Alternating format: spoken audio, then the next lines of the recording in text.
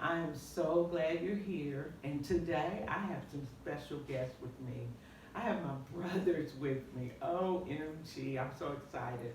So I'm going to talk to them and ask a few questions and just talk about our family. You know, I always tell you, I try to be transparent, open, and honest. And just want to share some life experiences with you that we've gone through that hopefully you can benefit from and help in your own family situations, because as we know, we all have family situations. So sit back and enjoy. All right. All right, guys, welcome to the Family Matters podcast. I'm so glad to have you. Glad to be here. Glad to be here. Thanks for the invite. Yes, sir. Yes, sir. So I'm gonna go around the room and let you all introduce yourselves. Starting with you. Well, I'm Don Fishback. I'm the eldest son. Don Elder. And I'm John Fishback, Don's twin brother, 5 minutes younger. Mm-hmm. Okay. And I'm Jahi Chiquindu, aka James Clay Fishback, and I'm the second to the youngest son. All right. And I'm Kendrick Fishback. I'm the youngest of all of the siblings, and that's it. All right. That's the baby boy. That was one of the questions I was thinking to ask, and I think I might. What descriptors did we have or do that you can think of? And one of the things, and I'll just say yours, because you've always been known as the baby boy. Right. That's the baby boy. Mm-hmm. But just thinking, what other descriptors would describe us? Or did we have any? Really? I can't think. Not that I can think of right off. Yeah, I was thinking about that the other day, and I was thinking no, so it's no use in asking that question. We didn't have any, but then when you said the baby boy, I said, that is a descriptor. Mm-hmm. Yes, something in that description. All right, we'll jump in here. All right, and this is for anybody. What are some of your fondest memories of us as children? I would say when we was young, we always spent a lot of time over our grandparents' house like that. Everybody, all the family, kids loved going to our grandmother's house. Polly Shannon, Walter Shannon. We just enjoyed going over their house a lot. It was like they kept everybody's kids. So that's one fond memory I have. So that's the same with me, is all those grandmother Shannon's children and their children, everybody under all of our first cousins and stuff like that always would be together at our grandparents' house a lot of times. And our families were close, always close, and we all got along and loved each other. Yeah, that's true. Now, that was a fond memory to me, going to grandmoms and granddaddies, but I think one of my fondest memories was Christmas. Man, That was my answer. Yeah, it was, My answer. yeah, it was Christmas because I don't know, I know how hard it is to construct and do all the things with 2 kids, Yeah. and how moms put it together. I mean, every year. And I mean, yeah, I don't know how she did it, because it looked like a store. Yeah. I mean, it, you know, all the gifts and the, you know, and I mean, it just blew me away, you know, for everybody to get everything that they wanted and more. Yes. You know, that was special. Yes. Truly. I'm gonna have to double up on it, because I remember Christmases, and as far back as when we lived out on Yelman. That's where I was going. Yeah, coming down the steps and just coming down the steps and just looking around Yeah. in amazement, like how the heck, because we didn't have much, we lived in the projects. Yeah. Right. Yes, yes. But the living room would be packed Yes. with everything we had asked for, everything Right. we wanted and, Right. and more. So yeah, I gotta piggyback on the Yeah. Christmas mornings Yeah. from Little- Yay High to when we moved out to Taze Creek. Yeah, yeah. Yeah, that's some of the fondest memories, Christmas Yeah, time. that's huge. And that was one of my, well, many fond memories of Christmas, coming down those steps. And she never wrapped the presents. They were open, so you saw them. And so, like you said, it looked like a store. It wasn't, where you tear open presents. No, you tore open your gift. It wasn't wrapping paper all over the place. It was, that baby doll that you Yeah. wanted, that I Boxes, wanted, yeah. and whatever, cars, trucks. But in the bright lights, she would, and I do this now myself. On Christmas Eve night, I leave the Christmas tree on all night long. Mhm. And it's just like you wake up and just the lights are shining. Right, And right. so that's what she would do. 'Cause Yeah, I she remember didn't that. know who was gonna wake Right. up first, because we were Mhm. wake me up. Mhm. If you wake up first, wake me up.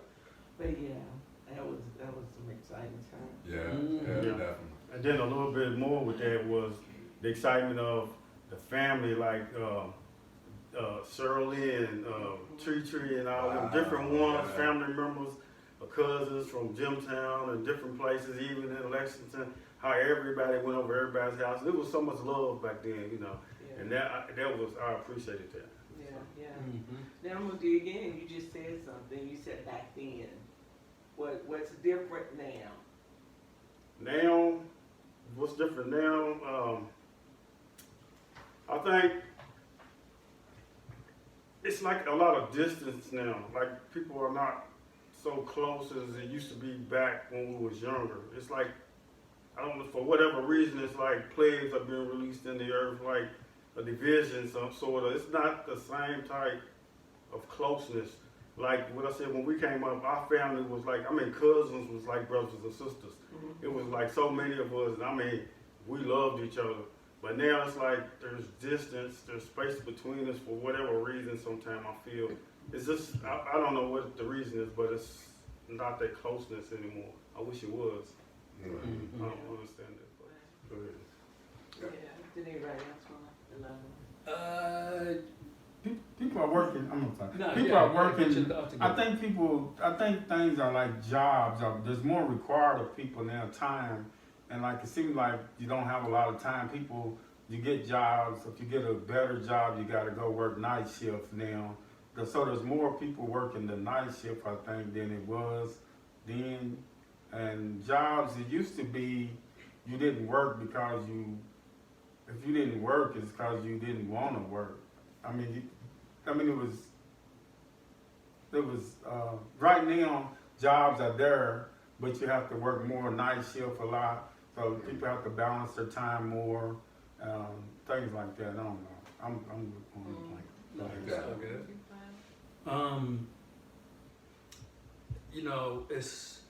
You said what's changed since we were kids. It's hard to talk about change without thinking of that pivotal moment when Mom's passed. And how she was the center, the matriarch of the family. So everybody kind of gravitated and rotated around her as that central family figure. Right. And then when she wasn't there, it seems like, we lost that center son and started kind of, Yeah. it added to the drift. It was Yeah, already it's a some, drift, it was already some drift going on, but Mhm. after Mom's passed, it just, the drift got even looser and more pronounced. Yeah, that's good. And I've seen that in other families. I think about my husband's family. When his grandmother passed away, there was just a distance. The normal family Thanksgiving and Christmas gatherings started being in individual homes instead. And so I think that kind of contributes to the change and the drift. Yeah. So good. All right. Yeah, Oh, I was I'm gonna say a couple things about family. I think, I mean, to add to what Ja was saying about, you know, that pivotal moment when moms passed. I think on the outside, you know, like you said, in other families, you know, the breakdown of the closeness and the importance of family was more prominent. But when moms passed, it started to creep a little more into our family, you know. And I just think, you know, what Don and John, they were saying, you know, we put more focus on earthly things and material things, you know what I'm saying, which, you know, it requires a 2-income household or more to gain all these earthly things. Yeah. So we're in chase of all this and we're forgetting family. You see what I'm saying? Yeah. So I think that was, you know, it's a big issue, and it's an issue in our family today. But I mean, we as, you know, the oldest or the elders in our family, you know, we have to keep scraping and trying to regain that family bond that we've experienced, that some of these younger generations may not know, cause you know, with the kids that, you know, that have been born in the last 10 years, you know, so. Yeah, and what is really sad and disturbing, and I mentioned it to one of my nieces at the Thanksgiving dinner, is my grandchildren.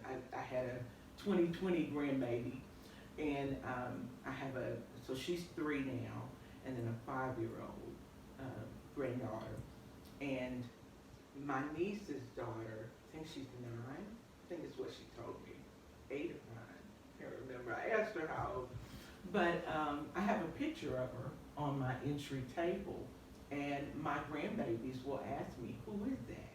They don't even know who she is, and I was like, that's sad, that they don't know her cousin, their cousins, and I explained who she is, but they've never met her, and we've got to do something about that. Right. You know? And so, yeah, that distance is there. So, it's good. I get it. Okay. All right. What is the most significant change? And I guess it does piggyback. What is the most significant change you've seen in our family over the years? And maybe we just. The change that I've seen is like, it's coming off of some of what we just said.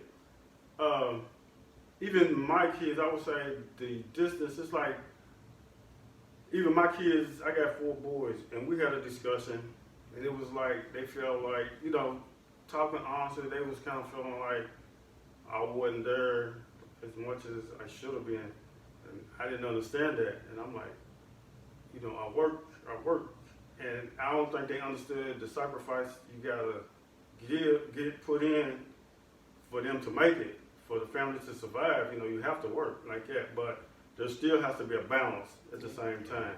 I kind of get that, and I've learned, you know, you gotta have a balance even with work. You gotta take time for your family and stuff like that, and we do love our family. But the change is life is just pushing everybody in different directions, and it shouldn't. I just see a difference. Like I said, families, like everybody was over each other's house all the time, and we was always around each other. But now, it's, you know, everybody got their own family. It's kind of hard. It's just kind of hard to balance and be everywhere at one time. And I work second shift, so it's kind of hard anyway at itself. So. Anybody else? Probably a change that's happening in our families, happening in a whole bunch of families Right. with social media and technology where even when we get together, you can look around the room, And Yeah. everybody- yeah, and everybody's off onto their own little device instead of yes. interacting fully like we used to when we didn't have, Mhm. you know, all this modern technology. So maybe, I would just say changes with technology for real have affected our family as well as a lot of other families. Yeah. Yeah. Right. And to build on that, you know, back in the day when we didn't have the devices, we used to lean on other family members, you know. But with the world in your hands, you know, they're leaning on that, and people that's, you know, has millions of posts and opinions about what the questions that they have, and they go that route instead of coming to family members, you know. So I think that's significant. Yeah. That's good. Made me think and going a different direction, like gaining wisdom from the Right. elders of the family. Right. Instead of that, it's that social media. What Right. is your opinion? What do you think? Right. And a lot of times when you look at your peers, they're going to tell you something totally different Right. than the elders would tell you. You know, I've seen that. We read that in scripture, and Right. you know, where they go after what their peers say, and it's to the detriment. In the particular case I'm thinking about, is Rehoboam in the Bible, and when he went after the direction that his peers told him to go, it was to the detriment of his whole nation. And so that's when Israel was divided and split. Right. So, That's good. yeah. And another thing, like social media, I think it has affected the whole world. Such as like when we were coming up, you know, families didn't have as much money as they do now to get things. We have 1 or 2 TVs. Most families have 1 or 2 televisions in their home, maybe one in the living room. So everybody would come and watch whatever TV programs are on. We would watch them together as a family. Nowadays, everybody's got TVs in every room, so each kid's in. You got 5 children; they're in their own little space doing their own thing. Where we was doing it together. Also, the world's 24/7 now active. TVs used to go off about 11 o'clock at night. You have something, maybe one channel may stay on to 1 o'clock, 8. The BET, whatever channel that was, you know, you could scramble and find one of them little fuzzy channels up until 1, and then the TV's gone off for the day. And then it wasn't a lot of activity going on in the streets. Now it's just 24/7. People out in 3 o'clock in the morning just doing things just like you would in the daytime. So, you know, it's just changed. Things have changed. And loyalty and people's word and respect and loyalty and stuff like that. If I told you, if you asked me to come and do something for you and I say I'm going to be there tomorrow at 3 o'clock, then I was there no matter what. I made sure I was there. Now on your word, it's like you can tell somebody something, they don't even expect, if you don't want to do it, you don't, because they don't even expect you to keep your word.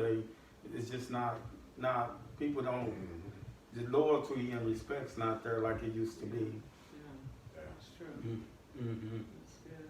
That's good. Yeah. All right, gotta get back to family and honoring the way it used to be. Times were just slow, you know, I don't mean slow, but it was slower. It wasn't, and as you were talking, John, I thought about, no wonder people are weary all the time, going nonstop, almost like a rat wheel, you know, just Right. constantly going.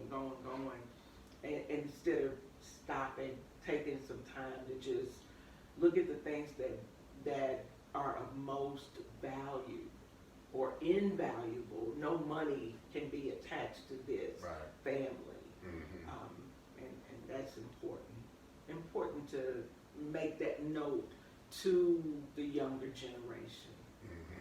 family. And it reminds me of a phrase in a movie, Shawshank Redemption, where the guy said he came out of prison and he's like, the world done got itself in a great big hurry. And that's the That's description. it. That's kind of the description That's of it. today. Mhm. That's good. Mhm. Yeah. You know, it was a quote that I can't recall the person that it came from, but it was like the bigger the house, less the family bond.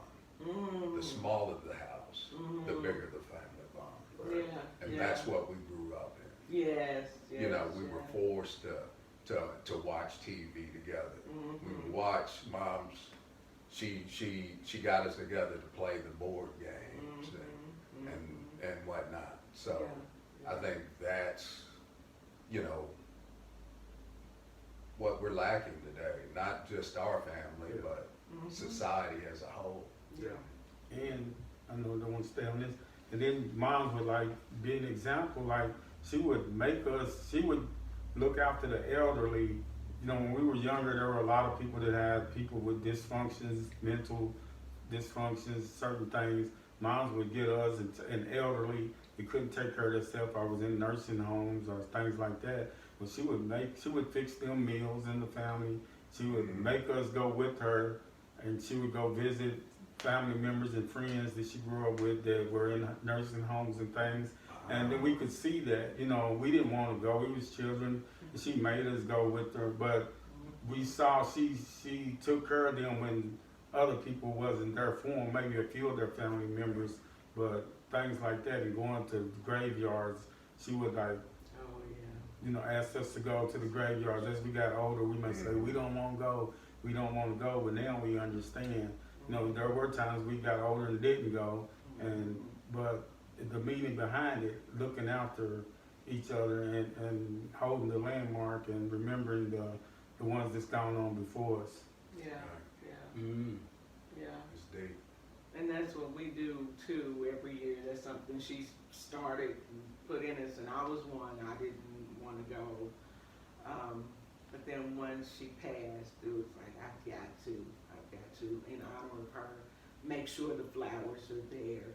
And we don't just go and put flowers. We talk about, reminisce a bit while we're there. Just to keep the memories alive. Not a lot of our children or grandchildren, mine, go, but I know you'll bring Kennedy, and I think, well, my oldest son, he does come out, but get a chance to just reminisce a bit and give the information that we know, so that they have something, some history they can hold on to, some legacy that they can hold on to. Because where we are today, we did not get here by ourselves. You know, we had some powerful people helping us out. All right. Okay, y'all. We lost a sister in 2001, and I just wanted to know how it affected or impacted you all. Devastating. Yeah. Losing her, not just a sister, she was the oldest. It's Yeah. 5 of us here right now, and she was like, when you say, back then my sister was like, back then it was like the oldest. Just because you're the oldest don't mean you're in charge. She was older and she held it well. Yeah. She held it well. She was the boss. We respected her as the oldest. And it's like, it was like, she took care of, like, if our daddy gave us some money, he gave the money to her. She divided it between us. That was how it was. It was like, but losing her was devastating. I mean, it's like a piece of us died. It was like even months later, I'm driving down the street and I'm like picking up my phone, going to call her, going to tell her that I'm on my way over there, over her house, and then I'm like, but she's gone, you know. Yeah. And it was a hard time. And I had to be strong during her death. I didn't cry. I tried to be strong. And I mean, maybe it took me like weeks later, I'm driving down the street and I just broke out in tears, you know. I broke down. That's my big sister. That's my love. That's my heart. And, you know, it really affected us.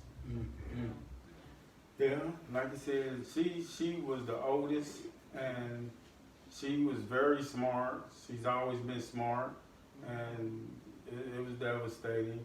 And even she always led us in the right way. Her and Van were the oldest two, and they were females, and we were guys, four of us.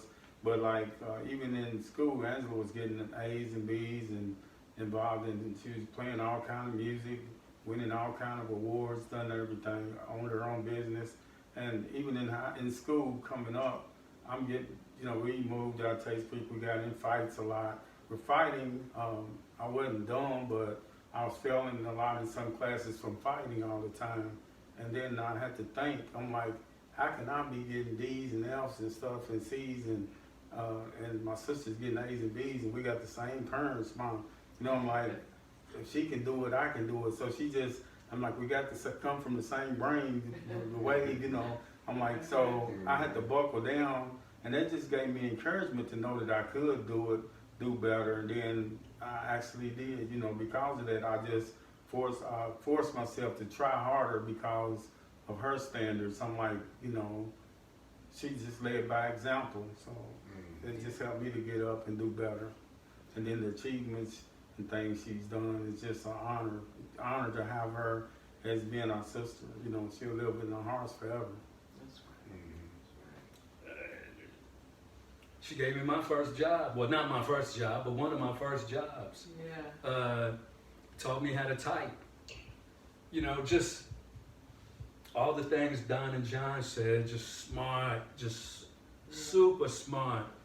And she had like a aura about her, like similar to moms, you know what I mean? Where it was, her presence just, it just drew respect. Exactly. Yeah. That's exactly what I was thinking.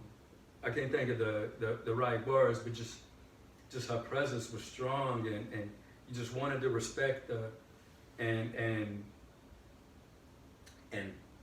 please her, as an employee. Watching her type, because she could type 1,000 words a minute or whatever. Yes. Making corrections, she'd be sitting there talking to you, and she'd be making corrections. She knows when she messed up without even looking at the screen, and I remember just being blown away by that. Yeah. Just taught me just a whole bunch of responsibility, how to be responsible. And even though I was late getting here today and late getting most places, she was like, no, you need to be at work on time. Even though I'm your sister, I'm your employer. Just, she just taught a certain amount of respect and responsibility that just I felt like was lacking after she was gone. Yeah. We drove by a house last night, Wow. like pointing out, like, hey, that's where Ange used to live. Yeah. Wow. Yeah. Did you want to add anything? Yeah, I mean, what everybody else already said, it was just devastating. I mean, because, I think she was everything to everybody, Yeah. and everybody that she came in contact with, she was just, she was, a natural born leader, Yeah. and I know she whipped us into shape. I remember Ange beating us down. I mean, many a times, but she was just she was just a strong human being, Yeah. and I think a lot of her qualities, she got from moms, Definitely. and it was, it took me years grieving Ange's loss, and after, me having children myself, for me to stop and think, Yeah. how devastating was mom's. Who was the child? Yeah. Yes. I mean, that just, Yeah. you know, kind of, that blew me away. Yeah. You know, it just made me take a couple steps back and just realize, look, Mhm. you know, and mom was, I mean, she was strong, Yeah. you know, even through, you know, Angie's loss. I mean, Yeah. you know, she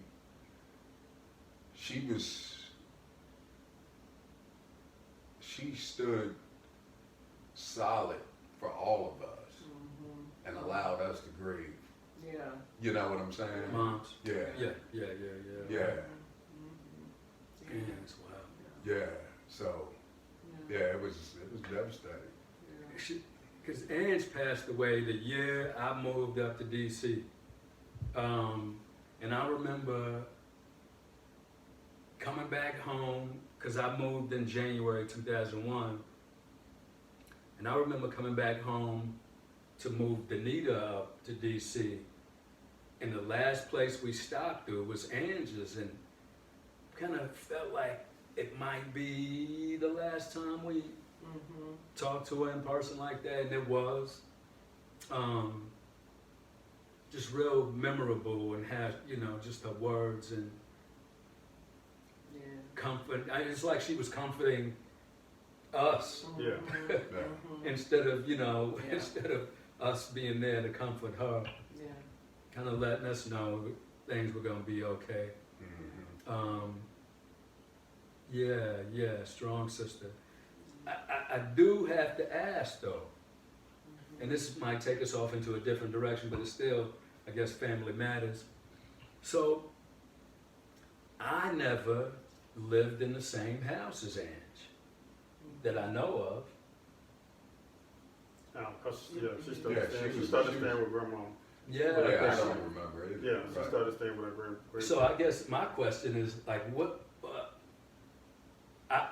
I remember seeing her at Grandmama's house on Upper Street, but I never knew why she lived with Grandma's. Mhm. And a lot of times, people, and I think myself and my son, we've talked about it. A lot of times, we put, you know, ages on people, like make you think they were much older. Now, I'm gonna explain my whole situation with them. Mhm. But when Boop had the two of them, the twins, I'm just a couple weeks older. Mm-hmm. But my mom was sick. And I was going to put this in here and talk about mental health, but I didn't. But my mom, and I didn't find out until Aunt Boop's passing. When she was on her deathbed, and I knew this was the last opportunity I was going to get to find out what happened with my mom, what's the real deal. And she laid there and she told me, and she said when she had them, and see, I was sick when I was born, so that they got to come home before I did. But my mom got sick. Now, this is back in the 60s, born 1962. My mom, I was turned some kind of way, and they couldn't get me out. So for 3 days, they allowed my mother to suffer. Excruciating pain. Our uncle will tell you, if they knew then what they know now, they would own that hospital. Those are his words. Because once I knew, I talked to him about it, and I knew my mom had some mental health issues. I just didn't know where they stemmed from, was it always, but what Angel shared with me is when she went in to have me, she came out a totally different person. So what she was left with, now I think Grandma Shannon, they helped with Angela during the time because they were in school as well. They were in cosmetology, and they were in Louisville, and both of them pregnant with the twins, and my mom with me, And so Grandmama Shannon kept Angela, but when they came home, and then all of a sudden it's time for me to come home, who am I coming home to? Guess who? She had triplets. She had all three of us. And so not a whole awful lot of help. She talks about different ones in Jimtown. She said Wanda would come and help her. Different ones would come. She said, but she remembers just laying us across the bed, all the three of us, just, this is it. And she said when my mom came home, she said she by herself was like like three of us. One of her was like three of us. So my mom had, she didn't know. I asked her what was she diagnosed with. And she didn't know.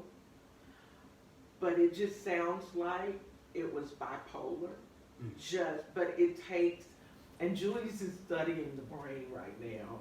He's going to school to be, he said it takes about 6 months for them to follow you and diagnose you properly. Well, we went to, I was 9, we went to the Cleveland, my mom went to the Cleveland Clinic. We had an uncle and aunt living in Cleveland, still have family there. And so I stayed with them, and she was in the hospital from October to January. And even the day that Ava was talking to me, she said, your mom checked herself out. She said she was smarter than me on those things. She knew how to answer, what to tell them, what they wanted to know. She checked herself out. So I guess they didn't have the time to give all the complete diagnosis. But to answer your question, she was overloaded. And how old was she? She was 20, 21? Wow. 21 years. That's a whole lot for a 21-year-old to have on their plate. Right. And so it's I won't go into my other issue. I won't go into that just yet. That wasn't on my list with my brother. That's a whole other another topic, but we'll talk about it. But to answer that question, that's where that came from. So also during that time, her and my father had split. So well, they had, it was close to that time. So it was a lot going on where she didn't have support. Her and my father had separated. She had to take on Evangeline and help her sister, which is Evangeline's mother. So it was a lot of, she needed some support. So therefore our grandmother, even us, we went over there a lot and stayed. But Angela was like the oldest, and everybody spoiled the oldest. So Angela ended up finishing out living with my grandmother. But we was always over there as well, but we didn't live there, so that's how that came about. And she was in school, right? Yeah. At the time, mom was in school in Louisville. That's what I was So she had to, So she had a lot going on. Yeah. And that's what I said, a lot of times people think they were older, and it's like, no, just 21 years old, Right, dealing right. with all of Yeah. that. Because I know That's a Wanda lot. lived in Jimtown.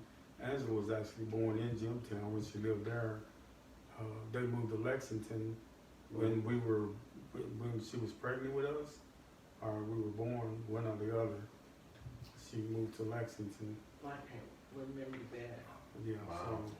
so then, it was a lot.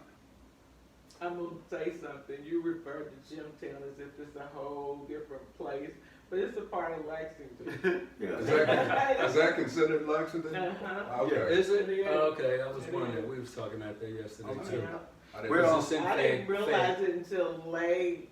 But when I say that, I mean like Mhm. when we were younger, it's like most of the black population that was in Lexington were on the east side or the west side of Lexington or south side or They had different little Little communities that they communities, yeah. called towns, Paul Mhm. Town, Hayden Town, Mhm. all of those little towns. Mhm. They're still part of Lexington. And another thing I want to say about Angela, she was like our big sister. She was our big sister, and she was like our sister mom. also. She helped mom raise us. Right. And she just was wise and like growing up, Angela, like, you know, I had worked at the at her office for a little while too with her, and like her friends, you know, when we were older, some of her friends would start liking us or whatever. They may be married or not married, and they coming on to us. My sister would say no. She'll put that in check in a heartbeat. No, boy, you ain't doing that. Y'all not doing that. And she'll jump on the girl, jump on me. You know, you don't mess with her friends. You know, she kept it, everything respectable and stuff like that. And then things like I was working remodeling houses as I got older and stuff like that. So a lot of times I would kill myself where I'll be like low on money. I'm working for people, trying to please, you know, the family. You're doing work for people you know, so you're doing work for a little bit of nothing. Sometimes you end up making nothing or a little bit of something, and you know. And so she was like, she would counsel you and guide you along the way.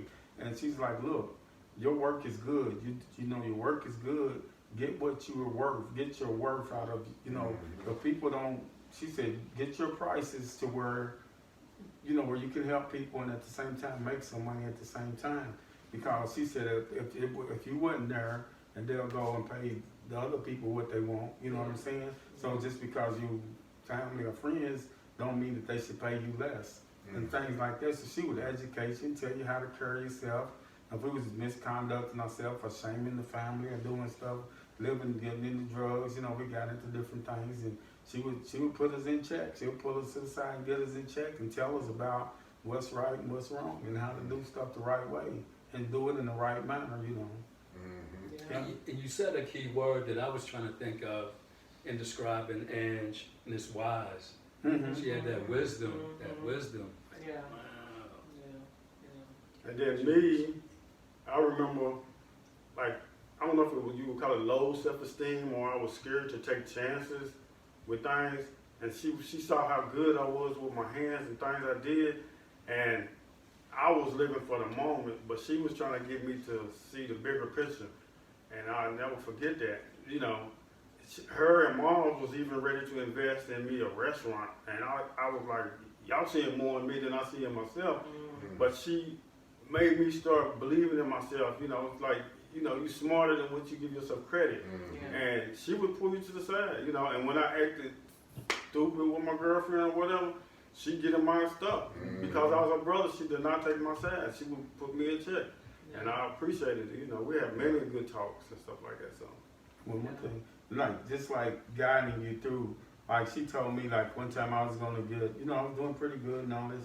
She's like, it was the time for this. It's a time for everything. So at one time I'm going to go get a used car. I'm working, I'm doing this and that. She's like, no, right now, get you a new car. Go get you a new car. She said, you've never lost nothing. I'm like, I can't afford it right now. And she said, no, you never lost nothing. Step out on the edge. She said, you'll work harder, you can do it. You can do it. Trust me. And like that, and I went and done it. And then, you know, I pushed harder. And then she said, treat yourself every now and then. You know, just, it ain't about materialistic things. You don't put nothing, like, she taught me, like, don't put nothing before God. But it's okay to have nice things. It's okay to do things and have things, because you work hard, so treat yourself and things like that. So she was just helpful, and it worked, you know. And I piggyback on what everybody else is saying, talking about Angela. She was had a wit about her as well. My children will talk about that quite often. She would always do something funny. But one of the things that my daughter talks about is she would take her to upscale restaurants and show her how to carry herself in an upscale restaurant. And really what that does is that builds, it helps a young person to understand that this is not beyond my reach. I can do this. And so that's one of the things that I always appreciated about her. But she was my go-to confidant. I would call, ask questions, talk to if I had a concern, and she would give you the honest. It wasn't sugar-coated. It's honest up front. because she knew I'm coming for help. This is what's going to help you, not me giving you the pretty, the what feels good or what's going to soothe you right now. But here, listen to this. And so those are some things that really stood out. But I was like you all. I was devastated when she passed. I remember because she passed close to my birthday was close to the time she passed on September 21st, but her funeral was actually the day before my birthday. Funeral was the 26th, and I remember the 27th. I'm like, I'm not getting out of bed. This is my birthday right here. I can do what I want to do, and I'm in bed. And I remember just staying there. But I remember months later, just looking at everybody, and it seemed like everybody had moved on with their lives, and I was trying to figure out how in the world. And I remember catching Don. We were at church once. I don't know if it was a Sunday or what night, but we were at church, and I remember we were in that back hallway. I don't know if you remember that, but I just said, I don't get it. I feel like everybody's moved on, and I'm stuck. I'm just stuck. I'm numb. And he said, don't feel that way, because I'm numb too. I feel stuck. And that released something in me, because I mean, it had gotten to the point, I'm almost resentful. How can you move on so quickly? Yeah. How do you just pick up and go on as if she didn't matter? What's going on? And so that helped to really pull me out. And in that, I was able to talk to another cousin, and she said, oh no. She said, this has bothered me so much, I've had to go to counseling, Yeah. and I'm on medication. Yeah. And so it wasn't, it's understanding when you're hurting to talk to somebody. Don't just keep it in, because that's what I realized I was doing. I was keeping it in, but so was everybody else. And so when it hurts, yeah, go talk to somebody. When you don't understand, go talk to somebody. And especially us, we're, siblings. Let's talk about this. Where does it hurt? Maybe we can say something that will encourage, because we're going through it together. So, yeah. So she had just turned 40, right? Mm-hmm. Yeah. When she passed. Yeah. When she passed, yeah. She Yeah. A month 38. later, She right? was 38 when she found out. She had a knot on her leg and became cancer, so for 2 years. Yeah. And then she passed at 40. Speak up. Speak. She passed at 40 years old. Yeah. But she realized she had a knot on her leg when she was 38, and then it was cancer, and so she survived through it for 2 years, and then so yeah. Yeah. But we get through it because of the memories, and that's what, for me, that helps me, and I'm sure sometimes we'll think about her. I do. Sometimes I think about her and I'll laugh at something she said, and then just really, sometimes just really miss her, and I can't believe she's gone.